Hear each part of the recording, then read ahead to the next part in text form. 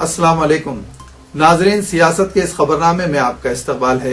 खबरनामे का आगाज करते हैं अहम सुर्खियों के साथ। इशरत जहां इनकाउंटर पर मोदी हुकूमत की मुश्किलात में इजाफा, हुकूमत को हाई कोर्ट की सरजनिश।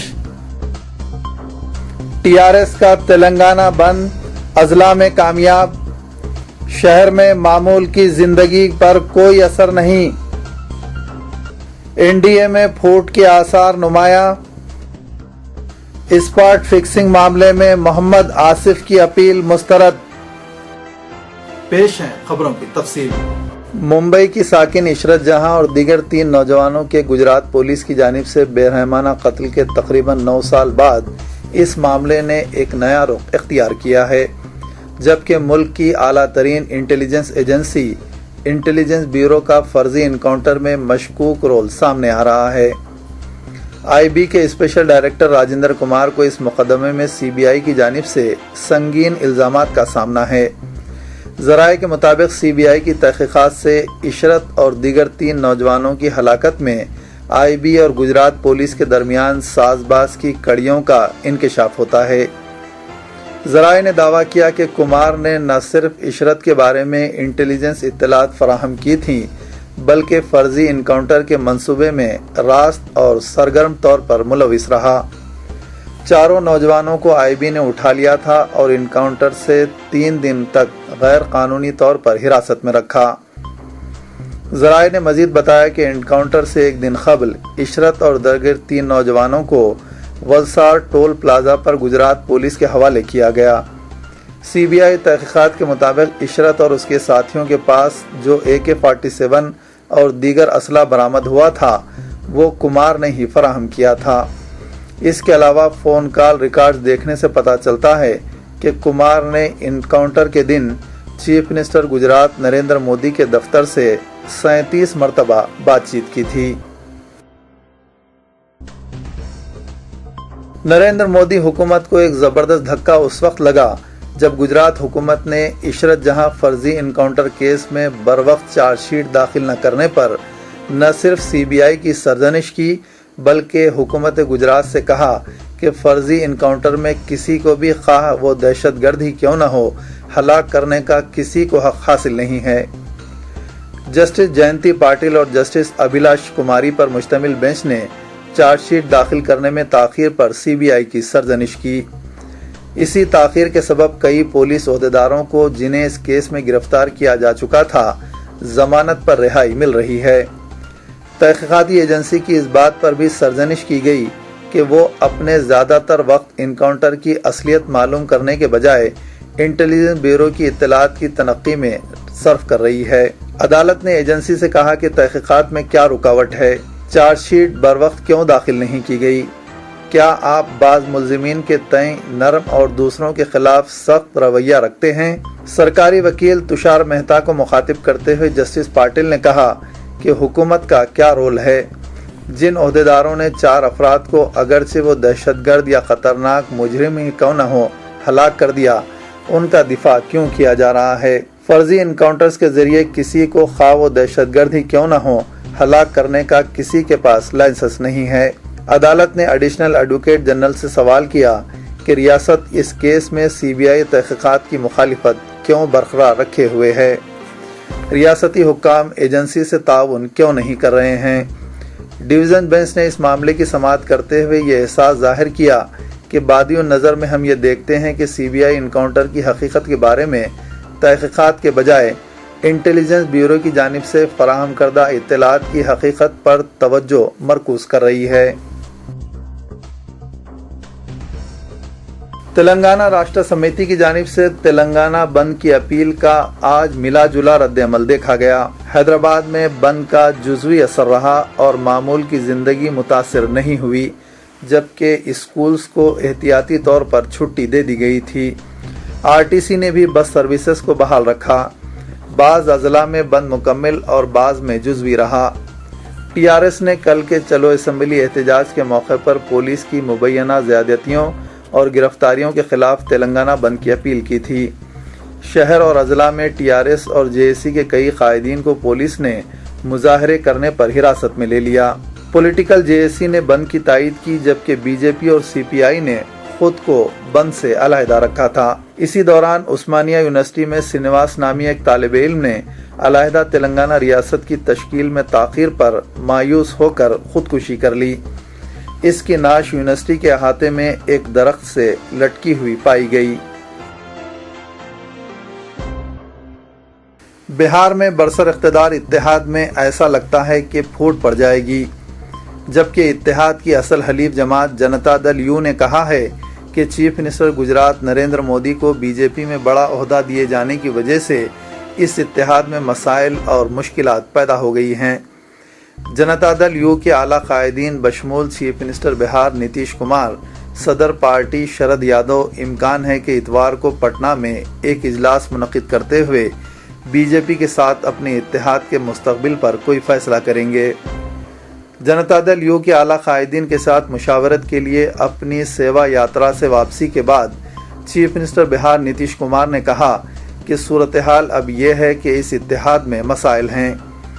उन्होंने बीजेपी के ताल्लुक़ से तबसरा करते हुए तंज़िया अंदाज में कहा कि दुआ करते हैं जीने की, दवा करते हैं मरने की, दुश्वारी का सबब यही है। वो इस सवाल का जवाब दे रहे थे कि आया जनता दल यू और बीजेपी के माबैन 17 साला क़दीम इत्तेहाद बरकरार रहेगा या नहीं।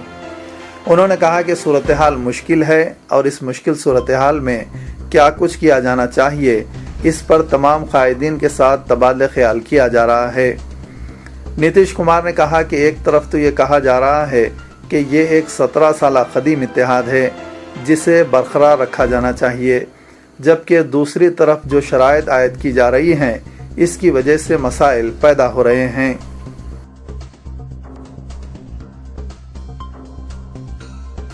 हिंदुस्तानी आज़मीन के कोटे में तख़फ़ीफ़ करने हुकूमत सऊदी अरब के फ़ैसले को अफसोसनाक करार देते हुए उत्तर प्रदेश के वज़ीर आज़म खान ने मरकज़ी हुकूमत से मुतालबा किया कि वो गुज़िश्ता साल का कोटा बहाल करने की कोशिश करे। कोटे में तख़फ़ीफ़ उन आज़मीन के लिए मायूस कुन है जिन्होंने हज की तैयारियां मुकम्मल कर ली हैं। उत्तर प्रदेश के 33,111 की दरख्वास्तें अबूरी तौर पर कबूल कर ली गई हैं, जबकि 31,960 आज़मीन ने अपने 50% मसारिफ़ की रकम जमा करा दी है और वो भी हज के लिए सऊदी अरब रवाना होने के लिए बिल्कुल तैयार हैं। हुकूमत का ये फ़ैसला उनके लिए बायस तशवीश बन गया है।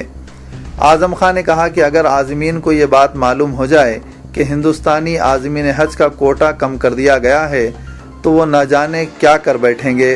शायद उत्तर प्रदेश में ऐसी भी सूरत हाल पैदा हो कि फिर उस पर काबू पाना हुकूमत के लिए मुश्किल हो जाए। लॉ एंड ऑर्डर का मसला भी पैदा हो सकता है। मरकज़ी वज़ीर दाखिला सुशील कुमार शिंदे और मरकज़ी वज़ीर सेहत व इंचार्ज उमूर आंध्र प्रदेश गुलाम नबी आज़ाद ने चीफ मिनिस्टर किरण कुमार रेड्डी से रब्त पैदा किया और चलो असम्बली एहतजाज के बारे में मालूमात हासिल की। चीफ मिनिस्टर के दफ्तर के ज़राए ने बताया कि दोनों मरकज़ी वज़रा ने रियासती हुकूमत की जानिब से चलो असम्बली एहतजाज के मौके पर अमन व ज़ब्त की बरकरारी और सब्र व तहम्मुल के मुज़ाहरे और बाज़ दूसरी जमातों की जानिब से नक़्ज़ अमन की मनसूबाबंदी के बावजूद हुकूमत की जानिब से तहम्मुल पर चीफ मिनिस्टर को मुबारकबाद पेश की। चीफ मिनिस्टर ने मरकज़ी हुकूमत से इजहार तशक्कुर किया कि उसने इस सूरत हाल से निमटने और अमन व ज़ब्त की बरकरारी के लिए सेंट्रल फोर्सेस रवाना करते हुए हर मुमकिन मदद की। चीफ मिनिस्टर ने वज़रा को बताया कि उनकी हुकूमत ने अवामी जान माल के तहफ़्फ़ुज़ के लिए हर मुमकिन इक़दाम किए थे। ज़राए ने बताया कि मरकज़ी वज़रा को चीफ मिनिस्टर ने चलो असम्बली एहतजाज के नाम पर मुख्तलिफ अजला से एहतजाजियों की आमद से निमटने के लिए किए गए इक़दामात और ख़ास तौर पर उस्मानिया यूनिवर्सिटी में पुलिस पर हमले के बावजूद सब्र व तहम्मुल के मुज़ाहरे और पुलिस की जानिब से ताकत का इस्तेमाल न किए जाने के बारे में वाकिफ कराया।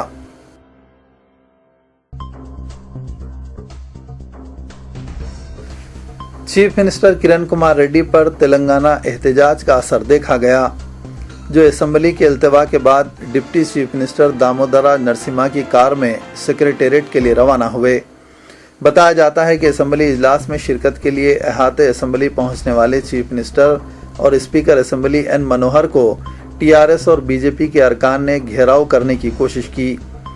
ایک موقع پر احتجاجی ارکان نے ان دونوں قائدین کے قافلے کو بھی روکنے کی کوشش کی، تاہم سیکیورٹی عملے نے اس کوشش کو ناکام بنا دیا۔ ایوان کی کارروائی کو پیر تک کے لیے ملتوی کرنے کے اعلان کے بعد اسمبلی میں موجود دیگر جماعتوں کے ارکان اسمبلی بشمول کانگریس کے ارکان اپنے اپنے گھروں کو لوٹ گئے۔ اس وقت چیف منسٹر اور اسپیکر اسمبلی ہی ایوان میں موجود تھے۔ اسمبلی کے گیٹ نمبر 1 پر TRS کے ارکان اور گیٹ نمبر 2 پر BJP اور CPI کے ارکان دھرنا دے کر بیٹھ گئے۔ چیف منسٹر اور اسپیکر کی آمد و رفت ان دو گیٹوں سے ہی ہوتی ہے۔ ایسے میں چیف منسٹر کے سیکیورٹی عملے نے کرن کمار ریڈی کو اسمبلی کے عقبی گیٹ سے روانہ کر دیا۔ چیف منسٹر اسمبلی سے سیکریٹریٹ روانہ ہونے کے لیے اپنی کار کے بجائے ڈپٹی چیف منسٹر دامودر راج نرسمہا کی کار میں سوار ہوئے۔ اس موقع پر چیف منسٹر کا سیکیورٹی عملہ ان کے ہمراہ نہیں تھا۔ حلقہ اسمبلی کنٹونمنٹ کے کانگریس رکن اور سابق وزیر ڈاکٹر پی شنکر راؤ نے چلو اسمبلی پروگرام کے دوران انوکھا احتجاج درج کرایا، جنہوں نے TRS اور BJP سے وابستہ خاتون کارکنوں کو اسمبلی تک لے جانے کی کوشش کی، جسے پولیس نے ناکام بنا دیا۔ بتایا جاتا ہے کہ شنکر راؤ ان خواتین کے ساتھ آ رہے تھے کہ بشیر باغ چوراہے پر پولیس نے ان کی گاڑی کو روک دیا اور خواتین کے ساتھ جانے پر اعتراض کیا۔ پولیس کو اندیشہ تھا کہ یہ خواتین اسمبلی کا گھیراؤ کر سکتی ہیں۔ اسی دوران خواتین شنکر راؤ کی گاڑی سے اتر گئیں، جنہیں پولیس نے حراست میں لے لیا۔ بعد میں میڈیا کے نمائندوں سے بات چیت کرتے ہوئے ڈاکٹر شنکر راؤ نے کہا کہ وہ چیف منسٹر کرن کمار ریڈی اور director general police Dinesh ready کے خلاف عدالت سے رجوع ہوں گے۔ انہوں نے الزام عائد کیا کہ ریاست میں کوئی جمہوریت نہیں ہے۔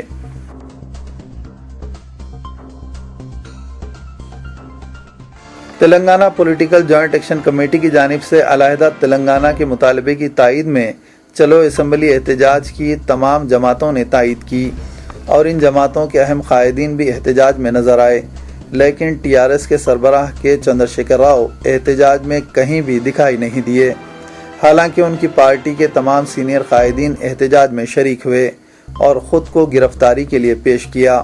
JSC قائدین اور خود TRS کے ارکان اسمبلی سے جب چندر شیکھر راؤ کے احتجاج میں عدم شرکت کے بارے میں پوچھا گیا تو انہوں نے کوئی جواب دینے سے گریز کیا۔ عام طور پر دیکھا گیا ہے کہ تلنگانہ احتجاج کے سلسلے میں چندر شیکھر راؤ احتجاجی پروگراموں سے دور رہتے ہوئے صرف اپیل کرتے ہیں۔ توقع کی جا رہی تھی کہ چندر شیکھر راؤ پارٹی رکن پارلیمنٹ وجے شانتی کے ہمراہ اندرا پارک پر خود کو گرفتاری کے لیے پیش کریں گے، لیکن وجے شانتی اسمبلی کے قریب پہنچ گئیں اور پولیس نے انہیں گرفتار کیا، لیکن چندر شیکھر راؤ کہیں بھی نظر نہیں آئے۔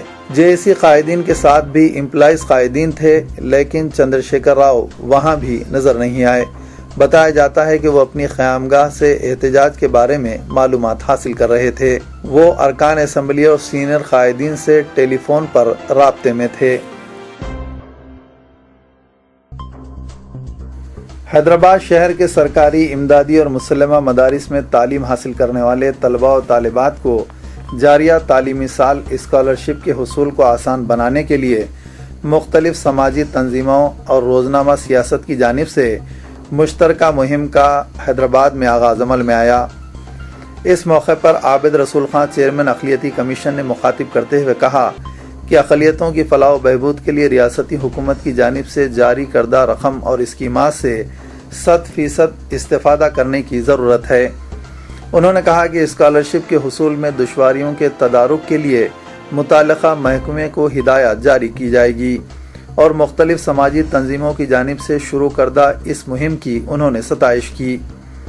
انہوں نے مشورہ دیا کہ ریاست کے دیگر اضلاع میں بھی اس مہم کو وسعت دینی چاہیے۔ انہوں نے اقلیتی کمیشن کو فعال بنانے کا اعلان کیا۔ جناب ظہیر الدین علی خان منیجنگ ایڈیٹر روزنامہ سیاست نے مخاطب کرتے ہوئے کہا کہ معاشی مسائل کی وجہ سے اکثر طلباء و طالبات کی تعلیم متاثر ہو رہی ہے۔ حکومت کی جانب سے جاری اسکیمات سے استفادے کی ضرورت ہے۔ انہوں نے اسکالرشپ مہم کو منظم طریقے سے چلانے کی ضرورت پر زور دیا۔ اس کے علاوہ محکمہ اقلیتی بہبود سے جاری قرض جات بالخصوص خواتین کے لیے جاری اسکیمات سے استفادے کی ضرورت پر زور دیا۔ اسپاٹ فکسنگ اسکینڈل میں سزا یافتہ پاکستان کے سابق فاسٹ بولر محمد آصف کی سزا کے خلاف اپیل مسترد ہو گئی ہے۔ واضح رہے کہ 30 سالہ محمد آصف، 21 سالہ محمد عامر اور 28 سالہ سابق کپتان سلمان بٹ کو 2010 میں انگلینڈ کے خلاف ٹیسٹ میچ کے دوران جان بوجھ کر نو باز کروانے پر جیل بھیج دیا گیا تھا۔ لندن میں کورٹ آف اپیل کے ججوں کا کہنا ہے کہ وہ پاکستانی کرکٹر محمد آصف کو دی گئی سزا کو تبدیل کرنے سے متفق نہیں ہیں۔ نومبر 2011 میں سلمان بٹ کو 2 پاکستانی بولروں محمد آصف اور محمد عامر کے ہمراہ 2010 میں انگلینڈ کے خلاف ٹیسٹ میچز کے دوران جان بوجھ کر نو باز کروانے پر جیل بھیج دیا گیا تھا۔ اسپاٹ فکسنگ کے مقدمے کی سماعت کرنے والی عدالت نے سلمان بٹ کو 2.5 سال، محمد آصف کو 1 سال اور محمد عامر کو 6 ماہ کی قید کی سزا سنائی تھی۔ خبرنامے کے اختتام کی دیجیے اجازت۔ خدا حافظ۔